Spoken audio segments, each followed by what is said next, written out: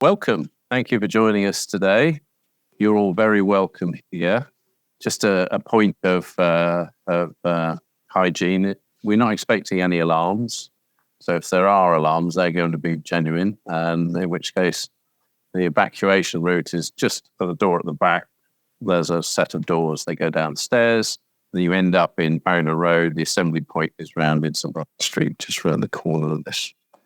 So, but hopefully we won't be disturbed for the next hour so that we can enjoy this third of our, conversation with CEOs conversation. And today I'm really delighted for several reasons to be joined by Nicola Hodson, who is the CEO of IBM in the UK, also our Deputy President here at techUK, long-standing leader and supporter of what we do here at techUK, and with a wide background in the industry, Nicola. So I'm looking forward to hearing a bit more about that. Thank you.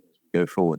These talks are recorded. There is an online audience, which is moderated, possibly even controlled by 𝗔𝗯cie𝘂𝘁𝘁, who is the originator of this concept.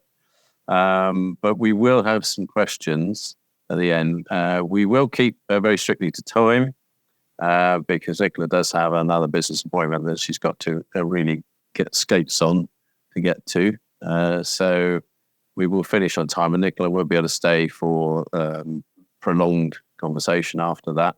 But she has told me that if there are questions that you have either in this session that we don't get to or that you think about afterwards and you'd like to raise with her and the IBM team, then you can either funnel them through us to techUK, or you can send them directly to Nicola's team.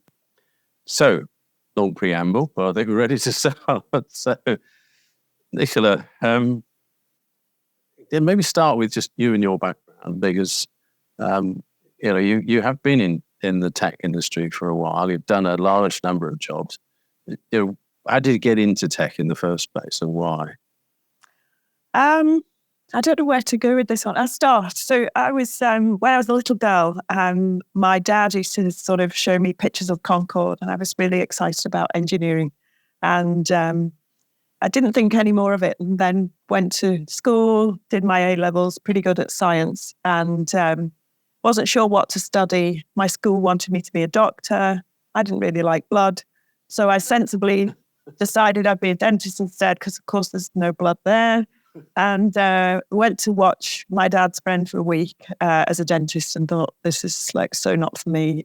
So switched. I studied chemistry and materials science, which was absolutely in my happy place, and stayed on, did a research degree as an engineering, surface engineering with lasers and stuff, some finite element modeling, and then went to work in the nuclear industry, which was a lot about science and engineering.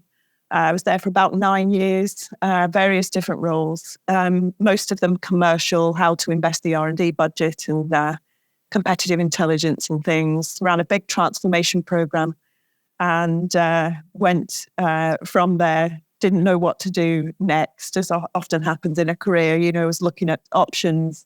There were functional options. There were nuclear plant options. I quite like my innovation, and you do not need that in a nuclear environment.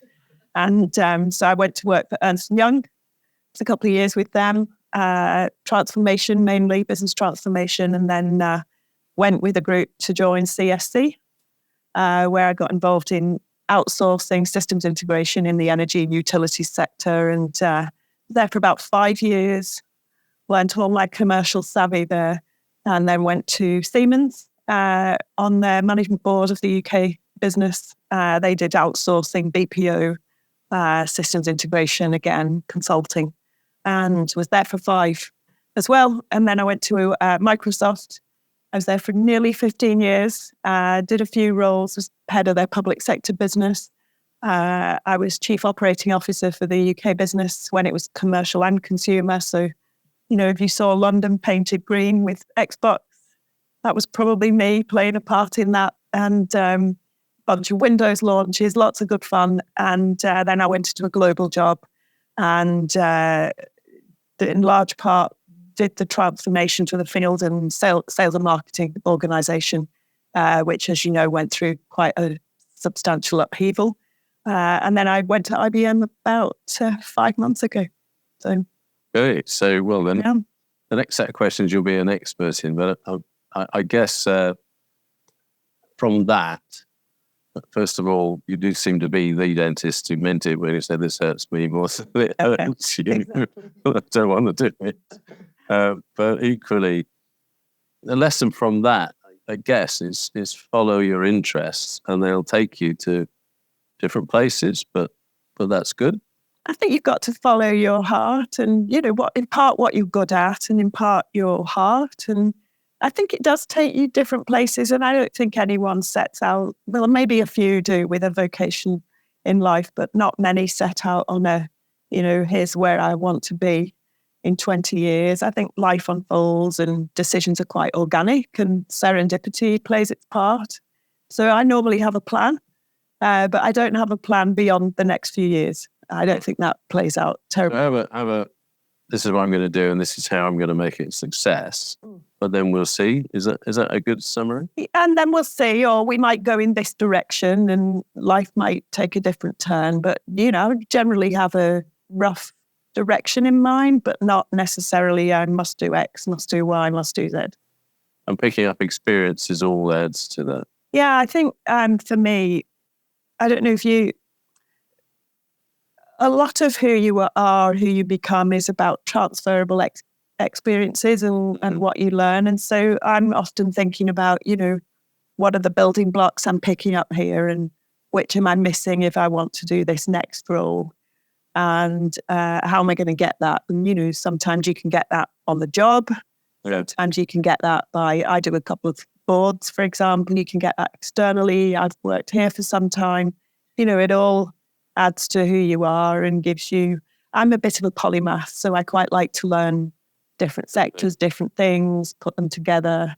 So I'm naturally seeking opportunities where you can learn something new and different. So taking that at every stage of somebody's career, if there are junior people, newer people, you would say, don't just do the job that's in front of you. Think about things to the side. Think about things to the side. Think about how you put them together to, be more marketable and take you in the direction you want to go.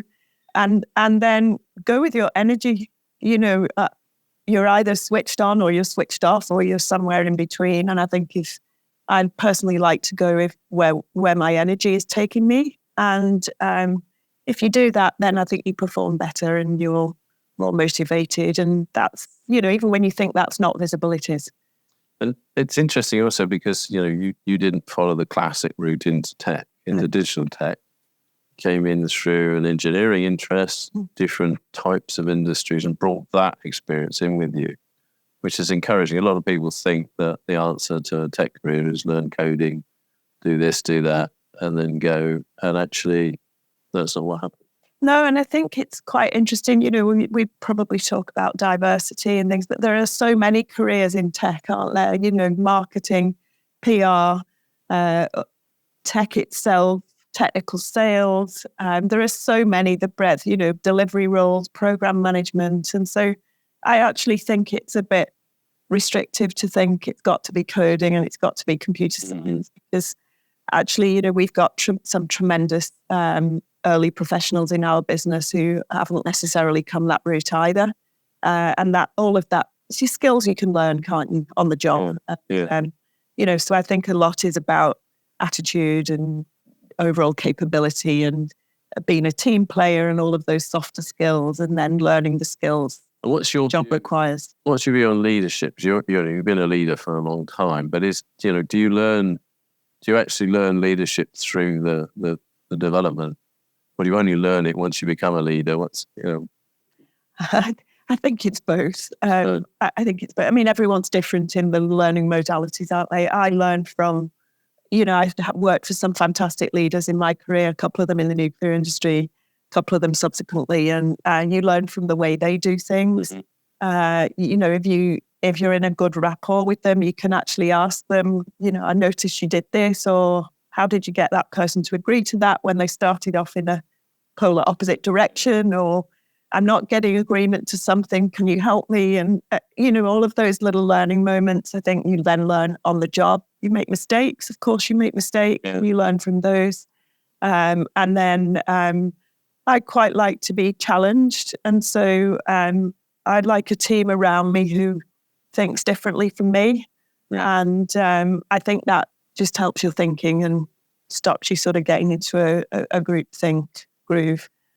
So yeah, along the way you learn. And then you do, obviously most big companies, certainly many small companies do development training. And so, you kind of add that in, develop your own philosophy. And I think for me, I've integrated lessons in my life into my leadership as well. And, things like humility, things because you have setbacks and you have to learn how to sort of weave those into yourself and the way you lead. And, you learn, I'm a parent and you learn a lot from how to get things done or not get things done. Yeah. We all know that feeling, or many of us.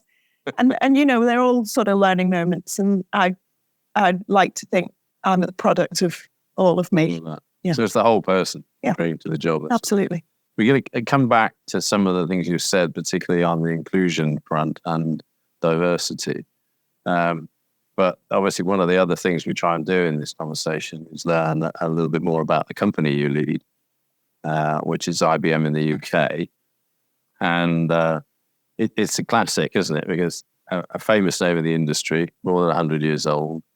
Everybody knows everything about IBM, don't they? Or do they? And I mean, maybe you could, if you look at the changes that IBM's done recently, along with other companies as well. But what is the sort of core of the current IBM? Why did you want to be the leader of IBM? Yeah, IBM's evolved a lot. And I must say, when I started the dialogue with IBM, I didn't really understand its full evolution either. And so it's been quite a learning experience for me.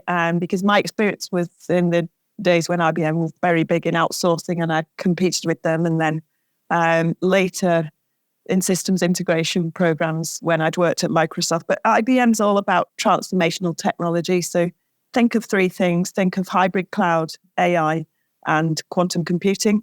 And they are things that we think absolutely help with the challenges businesses have got. And, we know what they are. It's about inflation. It's about high interest rates. It's about labor skills shortages. It's about disrupted supply chains. And tech has got a massive part to play in those. And we think those transformational technologies, hybrid AI and quantum, can really help with some of those challenges around, how do you be more productive? How do you take costs out of your business? How do you use innovation to drive entirely new business models? So if you think of those three things, hybrid AI and quantum, and then within our business, we've got a large consulting business. So we've got around 5,000 people here in the UK and Ireland.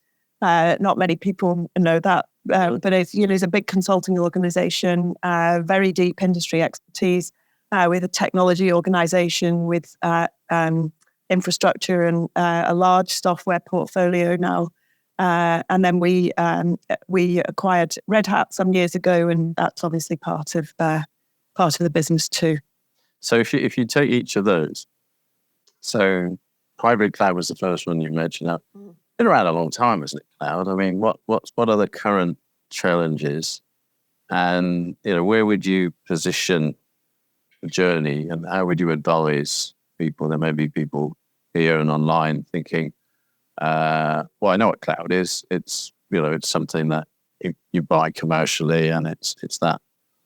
But there's more to it for an organization, I guess. Yeah, I mean, most organizations have an IT estate that's evolved over years, sometimes decades. Not always the most modern estate. And so, most, and we think the number's 70% plus, either have a hybrid cloud or will have a hybrid cloud and will have for many years to come. And that's for numerous reasons. Not all workloads fit nicely in the public cloud. The migrations are difficult. It's not often the best place for workloads. And so if you think of hybrid as a spectrum of public cloud, private clouds, maybe companies have their own internal private cloud. They often have some on-premises.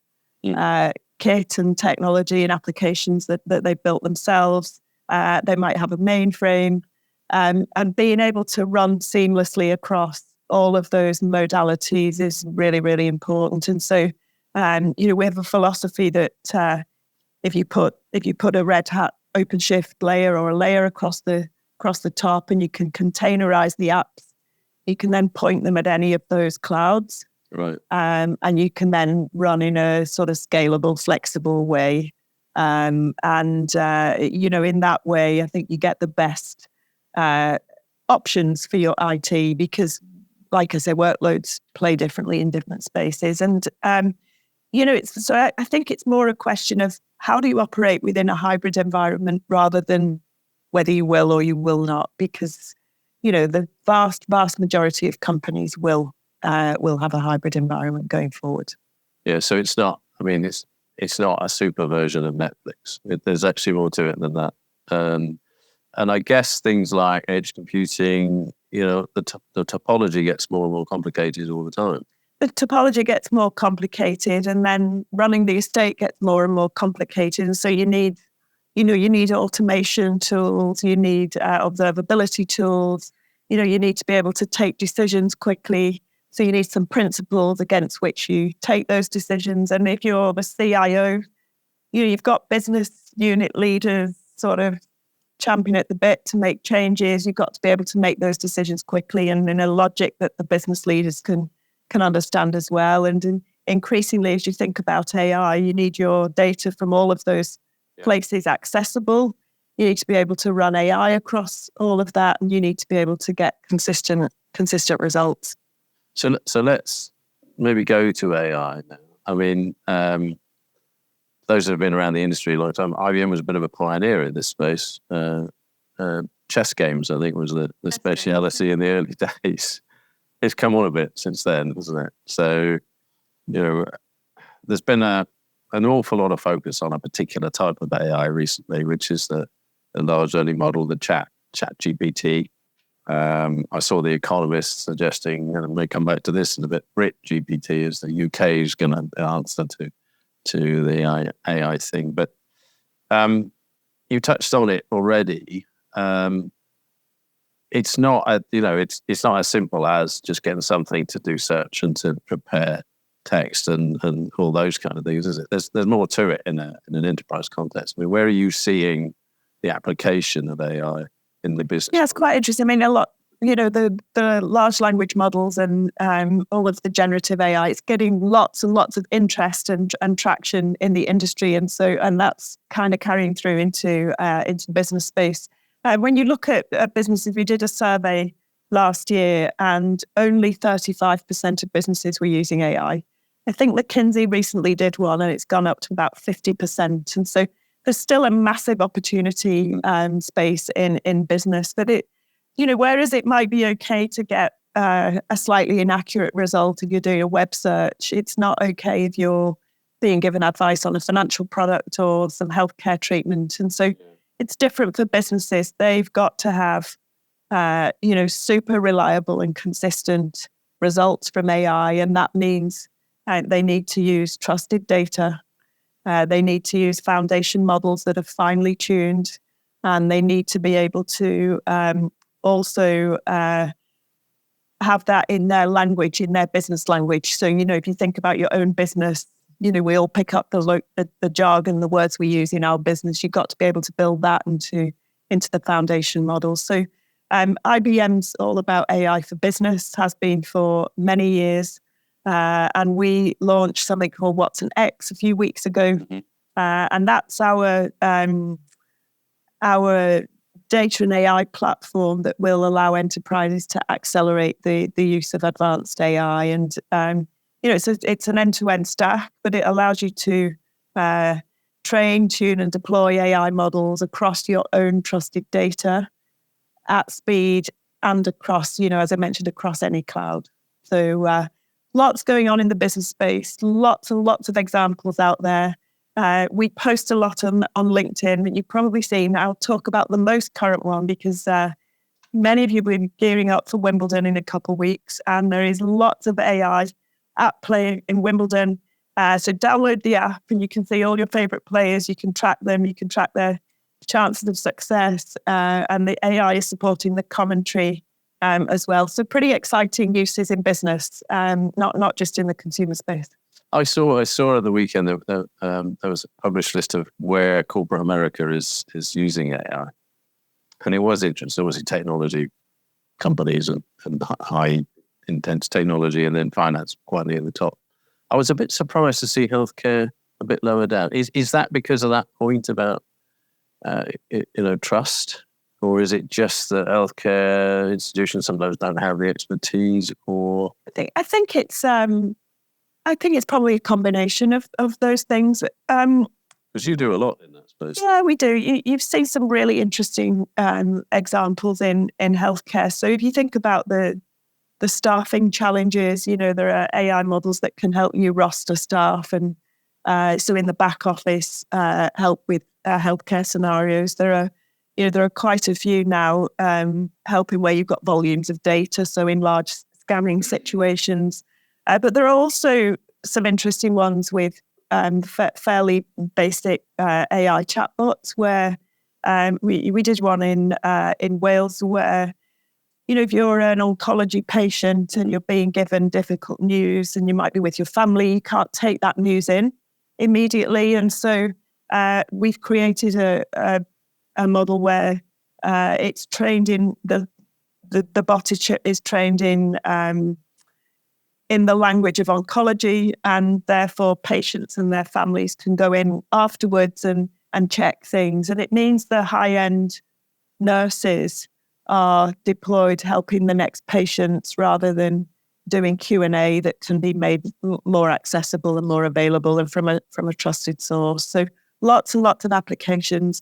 Obviously, healthcare in the UK is generally a more fragmented model, and so it's more of a challenge as to how do you scale those applications when you see a good one. It's interesting. We've been talking to various people around the healthcare, and your team are involved, as are many other members.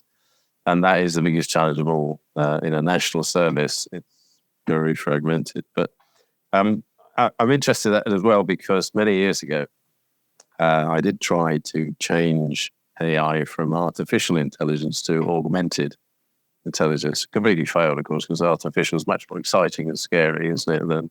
But what you're talking about there, I think, is augmented intelligence, isn't it? It's adding something to what people are doing. I think it's about how do you use the AI to augment the human, right, and to augment the judgment and the expertise and the intelligence of the human. And then you get a better result, we believe. Right. And of course, the other thing that's gone along with the artificial intelligence thing is the end of the world as we know it. And I read with interest an IBM colleague of yours who's posted some interesting blogs on, it's not impossible to manage this thing. It's not that we can't control it and we can't benefit from it. There's more to it than that. I mean, how do you see the ethical framework and can we manage this technology in a responsible way? Yeah, look, I think the ethics is really important. We all want to make sure, don't we, that the AI that's serving us is trusted and it's looking after our data and keeping that private. So I would say on the ethical framework that if we have clearly defined, ideally public principles, then they're available for all to see, and we can all be held to the right standard of ethics. We are very committed to responsible AI at IBM, and so we think about ethics in three ways. We think about principles. So the one I just mentioned, which is it's about enhancing the capability of the human rather than replacing it. We think about infusing AI all the way through as part of the development. So think of that as the practices associated with AI. So you embed ethics in from the start all the way through to the use of the solution, and then it's around working with regulators on the right policies so that the AI is fair, it's explainable, and it's also transparent. But yes, super important to have those ethical frameworks. And you must, as a corporation, see the different approaches around the world to this. And when you see the UK one, from a personal point of view, or maybe from a corporate point of view, do you think the UK is getting it right? I mean, I talked about 𝗔𝗯cie𝘂𝘁𝘁. The Prime Minister is really setting out a stall that says we are a leader in AI in terms of investment dollars and the number of people who've got the expertise here. But do you think that structure and the regulatory approach that we've got, which is really sort of saying by a different area, we'll regulate it, but perhaps with some principles over the top, is that a good approach? Yeah, look, we think the British government's absolutely on the right track with that. I think that precision-based regulation done at the point where the AI meets the human and tapered, if you like. So, I mentioned a financial transaction. You want that pretty heavily regulated. If you're searching for a restaurant to eat out tonight, it doesn't matter quite so much. And so, making sure that that's done by sector-based regulators who know their space, we think is absolutely the right way to go.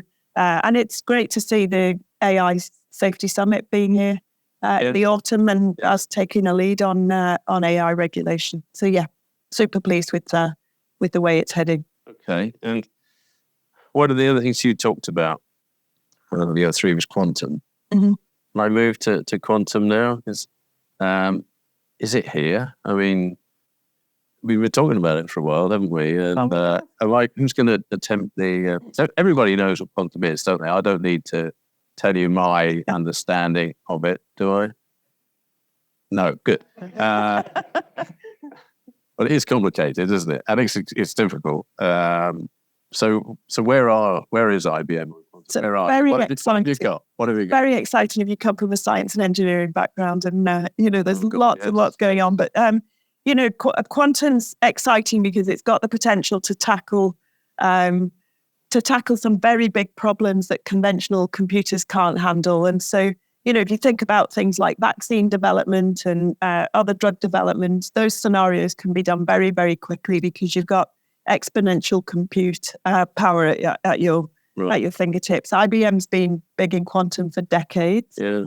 We're really, really excited. We are the industry leader here. And, it's in terms of accessibility, in terms of scalability, in terms of reliability. So we've got a global network, the largest global fleet of quantum computers available on the IBM cloud. We got more than 20 being accessed every day by different industries and developers, researchers. So it's moving pretty fast. It's very exciting. And we've got already the most powerful quantum computer. And we announced within the next decade we'd have 100,000 qubits available. So we're very positive about it. Government's invested £2.5 billion in quantum over the next 10 years. Which is a great step, and we're busy building out the people engaging in our quantum network. We're over 450,000 registered users, over 250 companies engaged in that. So lots going on. Right. And there are things you can do now, of course, to protect your estate from to keep it safe in the quantum world, and we're working with many companies to do that at the same time. So, I mean, I do know what qubits are. But so that's about it then. No, but I mean, one of the problems is they're unstable by their nature, but they also error rates are quite high, aren't they? And you guys, I think, announced something last week that said you think you're getting that to a dependable position. You can really do significant calculations. That's right. And there's a lot of announcements. So there's a guy called 𝗔𝗯cie𝘂𝘁𝘁. If you're interested in quantum, follow him on LinkedIn. He's absolutely brilliant and is making all of the announcements about size and stability, capability, etc. Right. And part of the things that people often say about quantum is related to security. Mm-hmm. Now, cybersecurity, all aspects of online security, and the computer estate security has long been something that IBM's been focused on, isn't it? I mean, how do you see cybersecurity evolving? Are you seeing what everybody talks about, the threat landscape just expanding and expanding? Quantum's going to throw something into that, isn't it? Because of encryption standards, which are those fantastic computers that you guys are bringing to the market can do some of the calculations to reverse engineer the encryption, can't they? And how do you see that? I mean, is there more and more demand for it? Does industry understand it? I know you sit on a number of boards, Nicola. When you talk to your colleagues on those boards, do they say security? Yeah, we've got, Sally does that, or Ahmed does that, or whatever. No. No, I mean, cyber is absolutely a boardroom topic, and it's in every boardroom. Many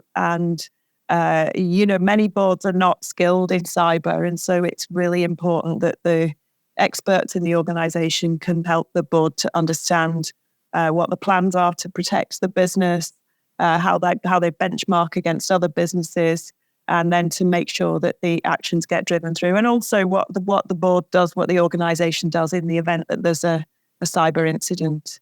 So, being ready for that and having a board educated in what's going on, how to behave, and what needs to be done is pretty important. I mentioned many businesses have got an IT estate that's been built over decades. It takes time to modernize, and older estates have, older technology has vulnerabilities, and hackers exploit those vulnerabilities to launch ransomware attacks. And we did some stats last year, and the average cost of a cyber attack is about $4.35 million, wow, which is a big number for most companies. Yeah. And so that's the average as well. That's the average. And so, modernizing and having that estate up to date, upgrading that is the platform for a sensible cyber strategy. And then, treating anyone coming in with zero trust, and making sure their identity is verified. Either a security software that has automation and in that, and it can take that cost of breach down from 4.35, but take 3 million out of the cost just by running software that has that security automation and AI built into it. So it takes about 3/4 of the cost away, reduces the breach recovery time by about 2.5 months. And then other people have similar offerings, but we have something called IBM X-Force Red, and they work alongside companies, and they sort of go in and hack as a friendly hack to find vulnerabilities before they're exploited, and to work with the organization to fix them. So there's a lot going on. Quantum, there are algorithms, and there are ways right now of protecting the data. The concern is the data gets taken now. It can't be exploited now, but it can in the future. And so protecting the data now is pretty important. So don't wait for the moment when encryption gets done. Get quantum safe now, and then obviously then you need to continue to evolve as everyone else does too. A lot of this does come back to data all the time, doesn't it? Yes. AI, in cloud, in quantum, absolutely, in security. And again, obviously, that's something IBM's got a long pedigree in. So is that a sort of starting point in every organization to say, what do we know about our data? Yeah, I think, most organizations start with having a data strategy, figuring out where all the data is, making it accessible, figuring out what the use cases are for that data, and then, how to bring those use cases to life. But, and oftentimes there's a big cleanup activity to make sure that all that data you've been storing for years is meaningful. Yes, and not just dumped there. So look, switching up a gear, maybe building on what you said, Nicola. You've seen a broad perspective of the UK industrial environment. So when the Prime Minister says we're going to be a science and tech superpower, he put the two together, and Jeremy Hunt did the same. And obviously the people in charge of our own department, the Department of Science and Innovation Technologies, do the same. again, do you think, is it right that we should try to be this science and tech superpower? And if so, do you think that the policies they're setting out are right? UK has been a source of innovation for many, many years, all the way back to the Industrial Revolution before. So I absolutely think it's the right aspiration. And I think we already are a superpower. We are third to the US and China, which puts us right up there in the league tables. And so, I think a lot is about how do you stay competitive rather than how do you get there, because everyone wants to eat your lunch. Yeah. It's a very competitive world, and countries are investing quite heavily in this space. So, it's about having the right policies. But I mentioned the quantum investment. The government's investing 100 million in AI foundation models as well. So they're doing a lot of the right thing, the right things. We invest £170 million here in R&D in the UK across 9 sites. It's important that companies like ours and many, many others continue to make those investments here in the UK. And that's about having the right business climate, the right investment environment, and the right skills to be able to attract those into the business. So that, I think, goes well, and we need to continue it going well. We are already the only second. I think you and I talked about London being second only to Silicon Valley in terms of startup investment. Yep. So we do well in that space. We need to do more to help those businesses scale up and to stay here. We think there's more to be done in terms of adoption of technology. So we do a lot to develop new technology. Government and business need to really work hard to adopt that so that they can stay competitive and on the front foot. And obviously that helps UK tech companies and the whole ecosystem to thrive as well. We need policies that encourage more collaboration between industry, between our great universities, and between government. And then I guess the final thing I would just look back on is skills. We absolutely have to develop the right skills to bring all of that to life and to be able to work on the global stage with some of our partners. So on that topic, I mean, our R&D,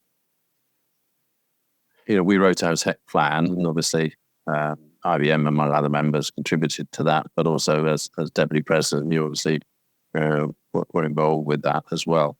And we put it out there before London Tech Week with an idea that says, okay, these are the things that the UK should do. And a lot of it was that point of encouraging adoption, not so much about just our own success in the tech industry, but bringing tech around the world. Yeah. And that does come to skills, doesn't it? Because, I mean, I guess IBM doesn't have too much of a problem getting the skills it needs. But when you look at your customers, when you look at your supply chain, and you look at the generality of this, there's a shortage of skills, isn't there? There's a big shortage. I think if I'm used to techUK number, there were 2 million tech jobs unfilled last year. Yeah. It's a very big number. And so, we've a lot to do. I'm sure you're all like us and everyone else, trying to get the best skills into the business, trying to get people skilled up. And it is tough if you go into a customer scenario. You need the customer to be skilled up and educated as well. So, lots still to be done there, and lots going on, of course. Right. So on that topic, is it because we don't actually get all of the population engaged? I mean, we talked earlier about inclusion and diversity. I know it's been a key issue for you, and a broader issue. You've talked in the past about STEM, and some people add an A to that, don't they? Arts and humanities, as well as the physical and tech sciences. Yeah. And it used to be very much the case there weren't enough females visible. Now, I mean, now here we are. You're the first female CEO of IBM in the UK, not first female CEO across the IBM community, but now we've got others. We got Claire at Microsoft, Siobhan at Oracle, Sarah at Salesforce, Shahina, etc. So is that it? Job done, or what do you think? Not done, is it? Look around the room. Not done yet. I think it's great to see. Strides forward, and it's good to see so many female colleagues. But our job's not done, and there is tons of work going on. And I think there's still plenty to do, and it starts by encouraging kids at school. And I talked about the array of careers in tech and making sure that people can understand all of those options, not just coding. I think it's about how you hire. Yeah. We've been 6 years in a row apprentice and graduate hiring award winner in the UK. It's about making sure you go to universities where you get a diverse pipeline, that you bring in a diverse team, and that you develop those. And I think it's about making sure your company's got a commitment and a culture that supports, I would say, diversity, inclusion, and equity. And making sure that that's really sort of deep down in your company culture, and that you hold everyone accountable for that. To do that, you need sensible goals. You need to do things like rejecting long lists and short lists where there isn't a diverse slate. You need to make equity a priority when you promote people. You need to train all of your managers to do the same. And you really need to sort of have a deep and abiding commitment. And so we train everyone in unconscious bias. We have resource groups, which are, there's a Connecting Women resource group. There's an LGBTQ+, there's Black employees and a carers resource group. And having all of that diversity together, I chair the UK&I Inclusion Council for IBM, and making everyone feel welcome, feel like there's an equitable workplace, I think is a big part of it. So you can recruit the right diversity.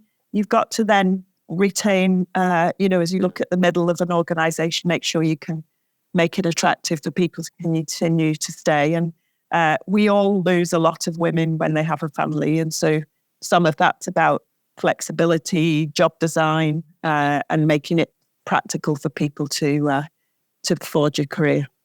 And so tell me a little bit more about equity, because, I'm familiar with some of those terms. Equity is sort of, I hear it more and more these days. What does it really mean for IBM and for you, Nicola? Is it about everybody having the same chance, or is there a bit more subtlety to it? No, I think it's about everyone having the same opportunity, and regardless of who you are, and that is something that's deeply held and actually followed through in practice. And I think we can all cite examples where it hasn't happened, and so it's very important to me, and it's a big theme at IBM that equity is a part of making sure that everyone's got the opportunity not just to be employed, but to get on and to get the same opportunities once they're in an organisation. And if we're making any progress on gender, as an industry, we really aren't making a huge amount of progress on we're not a minority, on minorities. Are we? I mean, I see. I think race and ethnicity is a challenge for most businesses, and I think most businesses are making an effort. Now, the UK legislation, you can only ask people to self-declare on all sorts of dimensions of diversity unless it's gender, and so it's difficult to measure in this country. But for organisations that do have people self-declare, there's still a lot of work to do there. And I'm super pleased on the boards I'm on, and at IBM too. That's a big theme in how we develop the business. So even if the stats aren't, formally reported, you would still challenge leaders to, absolutely, absolutely right. Yeah, still plenty to do. Okay, can I take you on to something else that I know has been a topic for a long time, and our industry is both a villain and an angel in this space, which is climate change, sustainability. Why do I say we're a villain? Because obviously we use a lot of energy, and if you look at some of the latest inventions that have come to the fore in tech, things like crypto, and now large learning model activity and foundation model growth and so on. These are very energy intensive, aren't And we've gone from being that sort of 2% of emissions. I think we're probably a bit higher. So that's a challenge in itself. But the other side of the coin is, of course, there's plenty of examples of how tech can help. Yeah. I mean, how do you see that? Is that a top table issue across the corporation? Yeah, it's a top table issue. We'd made a commitment to be net zero by 2030. Okay. So like many other organizations, that commitment's out there. It's absolutely a boardroom topic. I'd not met a single person in a boardroom and actually do some boardroom development, and it's a topic at least twice a year as a theme at retreats and things. So we did a study. We have something called the Institute of Business Value, and they did a study this year, and it broadly said on ESG. So the measure most boards are working to in the UK. 95% of companies have set a plan, but only 10% of them made meaningful progress in the last 12 months towards those goals. And it's back to what you said earlier. It's about having quality data, because without the data, it's hard to know your start point and it's hard to measure progress. So, but tech absolutely has a big part to play here. And, it can help with measuring and managing and monitoring. It can help with making meaningful assessments of the ROI of ESG initiatives and helping you to choose which to do to meet those goals. I'll give an example. I mentioned our R&D sites. So the biggest one is at 𝗔𝗯cie. You probably know it well. And we've something, we use our own 𝗔𝗶𝗰cie𝗂𝘁 software, and we run it across 4,500 physical assets. And we use that to measure the assurance and to improve the sustainability across that estate. So that's at the sort of enterprise level, if you like. Then if you look at employees, I think you can do a lot to engage your employees in a sustainability journey. So we have a collaboration with Nestlé and Compass, and it's a solution that we have a solution that sits on the IBM cloud with blockchain, and we track the journey of the coffee all the way to the cup. You've probably seen similar things, but it actually starts to, do things at the enterprise level and then engage employees as well. So without tech, for sure, we cannot meet our goals, and tech continues to improve in terms of its sustainability characteristics. And I'm sure that will, that journey will continue across data centers. I think those of you who've looked me up, Julian, UK, you'll see I did spend some time at IBM, so I've been trying not to talk about my time there. But I do remember very particularly IBM did coin the phrase smart. Smart city, smart energy, smart grids. It's still valid. We've still got to be smart, and that's the way to go. I think we've got to be smart and sustainable. We've got to design that in at the outset, and you could apply smart to all of the stuff we've been talking about, data and AI. Use it to take better decisions, how we get more insights, and how it ultimately helps us deliver better services. So yes, absolutely still valid. Okay. So look, I mean, this is the time for us to think about some questions. There are people in the room, and I think we do have a microphone, but we've also got 400 or so people online, don't we? Yes, so hopefully the people online can hear me as well. If you're online, please pop any questions in the Q&A, but also if anyone in the room has a question. Well, let's start maybe with a question. One right in front. We don't have a huge amount of time, so I'm going to move the questions around the room, so we'll given this time. But fire ahead. Can you just say who you are, our organisation, and then... I'm 𝗔𝗯cie from JVI Space. Some time ago, I flirted with Watson AI. It's a small project I had, and thought that when I ask a question, I will let Watson go all over the world and then find suitable answers. But recently, I had a meeting with some of your colleagues who are helping me as a startup. And I thought that they put Watson AI on the back burner of some sort. So yesterday, I was very excited to hear that Watson AI will give me a running commentary or whatever at Wimbledon. Your own background with Microsoft, Did Open AI and the ChatGPT's latest burst, did it take you by surprise? And why Watson isn't at that kind of an end that I thought at one time and fought for it? And one last thing is that about these jobs that the whole world is looking for. I heard that £350,000 for somebody who could write a prompt. So, well, we all know what we should do. But Thank you. so OpenAI's really sort of expanded, I think, the consciousness in the consumer space. Watson's not in the consumer space; it's in the B2B, in the business AI for business space. So it's very much alive.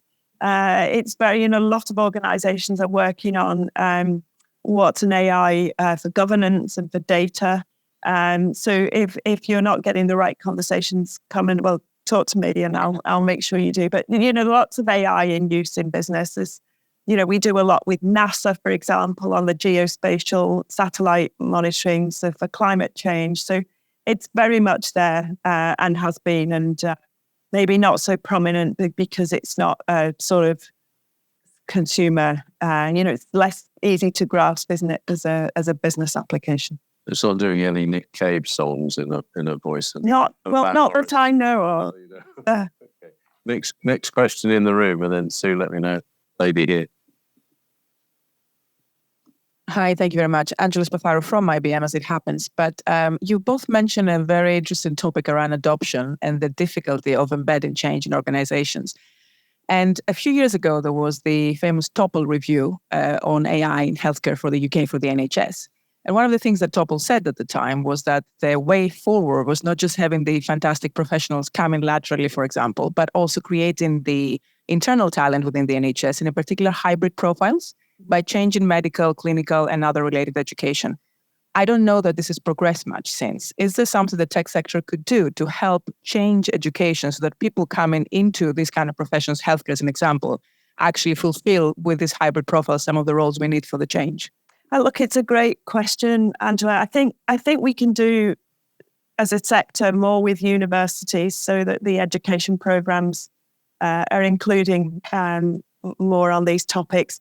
I think then it's about how do you engage with individual or groups of clinicians because they're not necessarily always thinking of the possibilities themselves. And so if you bring together the tech capabilities with the clinical side, I think the whole new possibilities spring out of that. And I happened to be talking to a hematologist and I was talking about the cancer example I was talking about before.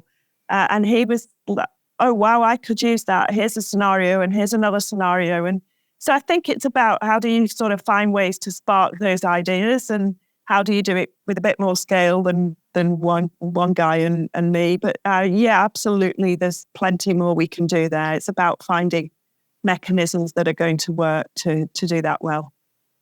So from a techUK point of view, these conversations have been very frustrating, but we haven't given up. I was talking to Tim Ferriss about it. They've been not helping. He's in charge of transformation with tech, and we've agreed that tech needs to be more represented in it, and we're going to make him an offer on specific tech training. So come and work with us on that because it's so open to all our members. There's a question towards back, one on the left and then back to the front, I guess.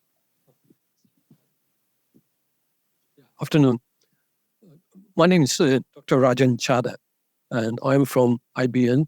Just replace him with that. I just want to say to people online, this whole audience is not from IBM. just the chatty one. I want to make a comment and followed by a question, please, if you don't mind. You mentioned zero trust. That implies no trust. Wouldn't it be a good idea if we replace zero trust with infinite trust? That's a comment I would make to you. And secondly, that's a question which I would like to bring to your attention. AI, we have talked about diversity, inclusion everywhere. Yeah. Now, the problem is that AI cannot be delivered everywhere because there's no affordable accessible connectivity in each and every country. So I have worked previously with British Petroleum and SWIFT and United Nations, and I know connectivity is so important to it. So would IBM consider, if there is a solution which can put AI on stream, basically take AI everywhere, without traditional telecommunication networks, for example, optical fibers, satellites, and things like that, would IBM be interested to take AI everywhere, covering the entire country for the benefit of inclusion? Thank you. Yeah, look I think zero trust is the right thing for the moment, and how we have to think about keeping everyone safe. As it regards connectivity, I know it's a big theme that Julian and team continue to work on. There isn't even connectivity everywhere in the UK to a standard that we would all find acceptable. And many of you would have worked at home in the pandemic, and it was tough, right, doing video calls in some places. And so, beyond our shores, of course, there are many connectivity channels. I think for us, it's about how we work with partners in the telcos and in the infrastructure providers, and make that connectivity a reality for people. And then how do you have that scale at the right level of bandwidth and capability as more and more of these AI applications become available? But it is a very big job, and many companies are looking at how do you solve that. I think it needs partnerships with national governments and with the infrastructure players as well. I think we got time for maybe two questions if we take them both together. I did promise I'd come back to you, didn't I? The microphone's in the back. Can we yeah, somebody who's not from IBM. I'm not from IBM. Right. So Hi, I'm Amy Gornall. I'm from Grace, and we're helping IBM attract that young, diverse talent, but we're not part of IBM. And my question, I really liked what you said about doing things side of desk, side of your role to help yourself be marketable in the industry. So what would one piece of advice you would give to somebody just starting out in the industry be today? I would say be very curious, go learn about things that you don't understand and know, and find the right boss. And that is very, very important. And if you don't have the right boss, find the right boss. And so this regards choose your boss. One last question, Graham. Thanks very much. It's 𝗔𝗯cie from Page Consulting. The pandemic showed us that businesses can act very quickly when they want to, and can enable and transform themselves immensely in a short period of time. Yet the ESG targets that most organisations are set are very far in the future. Is there any work that's being done to bring those targets or aspirational targets forward?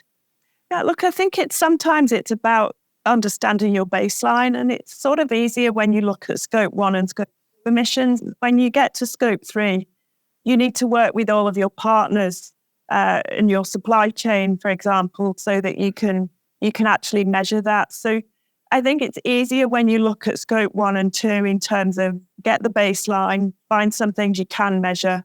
I think it's important for any of you who are on boards or pushing your own organizations to really challenge the organizations to think about, hey, if you can't do the whole thing now, what can you do that's a step along the way? And so many are doing smaller things like electrifying their fleet, or, not using plastic bottles, or coming up with group travel arrangements to sites and things. So I think there's a lot you can do now, whereby you make a step or several steps towards your target, but you don't get the whole way in one leap. And the data isn't always the effort for organizations to do that. So I think you've got to just keep moving, measure what you can measure. If you can't measure it, come back the following year and figure out what you can now measure, and then be a little bit more ambitious each time.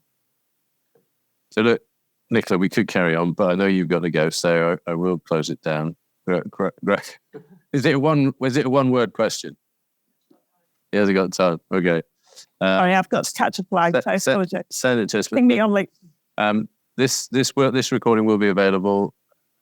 Previous ones. This is a series that we're doing. We're delighted to have CEOs from member companies come and talk to us, and it's a real pleasure to talk to you today, Nicola. Thank you for your time. Thanks so much. Thank you, everyone.